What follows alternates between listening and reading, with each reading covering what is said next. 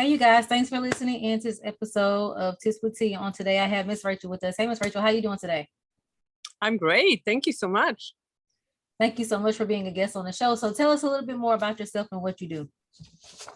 I am a clarity coach. I'm also a digital nomad. I travel the world since I sold my home and all my belongings. So I'm in beautiful locations most of the time. And I couldn't resist showing you the view. And so I'm a clarity coach for people who want to escape their corporate job and have more freedom, because that's where I used to be, stuck in a job. And now I'm living a freedom life and earning money online. So that's how I help people to figure out, how can I do that? Awesome. So how can women turn their purpose into income to transfer from a corporate job to being an entrepreneur? That's a great question and a huge question. And it's something, by the way, I'm also a YouTuber. I forgot to say that. So a lot of tips and content you can find on my YouTube channel as well, which is just my name, Rachel Smets. But the way I've done it was figuring out, and that's my recommendations for everyone. You all have skills and expertise, right? And a lot of people think, oh, I need to learn something new. I need to buy a new program. I need to, start from scratch or lose money. No. There's no investment needed. It's just figuring out, what are you good at? What are your skills? And what can you monetize? So how you escape is really, first of all, making a decision that you're going to figure out what you're good at and that you're going to leave your job. Second, really important, don't take the leap of faith, but really make a plan and a roadmap, because we need money. We always need money. So I did not quit overnight. I made sure I had a plan and I made sure I did the steps. And so I could transition into an online business and making money online. But I already started making money online before I quit my job. Does that make sense so far? It does. Okay, good. And so I started making steps in making more money online, figuring out, okay, what am I really good at? What are my strengths? And I always talk about the sweet spot between your talents, your passion, and your mission. And it's that sweet spot, because only your talents or only a passion will not make you money. But if you have the center, the sweet spot between those three circles, that's where the money is. So it's figuring that out, it's making the decision, and it's starting to take actions towards that. So I'm really talking quickly. I'm giving you the very short version, but I'm happy to share more. And so it's taking those action steps, small action steps, because again, a lot of people think like, oh, I need to, start a website and build an online course and just these massive steps. No, just start small things. I was literally tutoring languages and tutoring cultural differences and doing some CV work and career things that I'm no longer doing, but I put my toes into the water of the online world and the digital world and making small amounts of money so that I could figure out, okay, hey, I'm taking action. I like this. I don't like that. I'm going to switch to this. And, you tweak as you go, but you have to take small actions. And the final thing I'm going to say, and really important, two more things, sorry. One is to surround yourself by people that are doing what you want to do.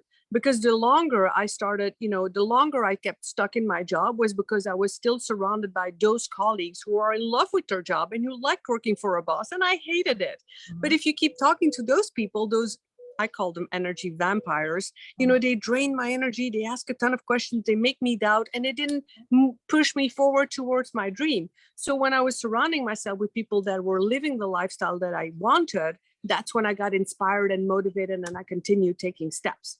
And the final thing I'm going to say that really helped me is just take a coach, like you and me, like take someone who takes you by the hand, who has followed that path that you want to take, and who knows the steps. You don't have to reinvent the wheel, right? Mm-hmm. So yeah, that's everything in a short version, but I hope that helps.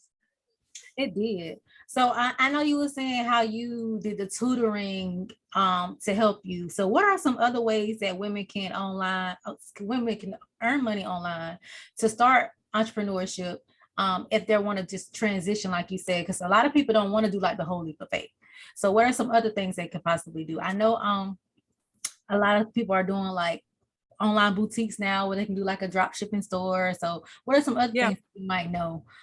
Yeah, for sure. And I just literally yesterday published a video on my YouTube channel, or ways to earn money online. And So teaching languages, I speak several languages, so that's one of my skills. That's so easy to do.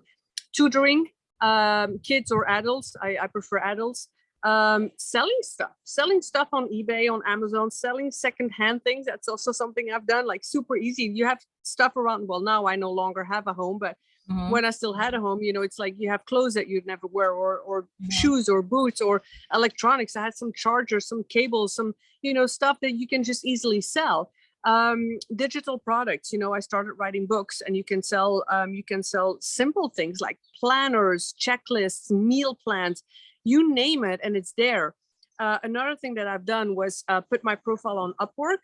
These easy websites like, Upwork, or if you're creative and you have, you can put your profile on Etsy and sell some creative stuff. I have clients that, do clothing and knitting and all of that craft. You can put that on Etsy and start making money there. So yeah, Amazon, eBay, and Etsy.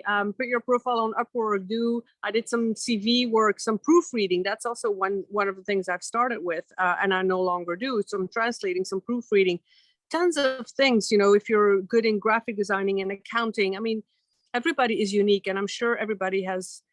I know you all have skills, whoever is watching. So use it. Awesome.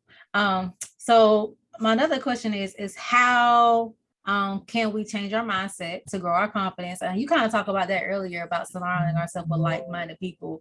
But is there any other ways that you would give, or advice that you would give on how we can change our mindset to build that confidence? Yes, that's a massively important question, because I work on my mindset every single day. And it's something I needed to shift, because I come from being having such a low confidence level. And I was so self-conscious of, oh, how am I looking? What am I wearing? What are people thinking about me? What are others saying? And I was always afraid to speak up. I was, even as an adult, I was just afraid to speak up, thinking, oh, they're going to laugh at me. And I mean, I learned that everything is a story in our mind. And the more I can catch myself with that story of, oh, I'm not good enough, I'm not worthy, I'm not valuable, who am I to make money online? Who am I to be a successful coach? Those were the things that kept me stuck and kept me in a job, because I didn't believe in myself. I didn't trust in myself. And the whole cause of that, the whole source of that was the stories that I put into my mind. And yes, it all comes from a childhood. And yes, we come from a background of, our parents, I love my parents to bit, but yeah, we all have a history and backpack. But the thing I learned was that, look, it's like driving a car.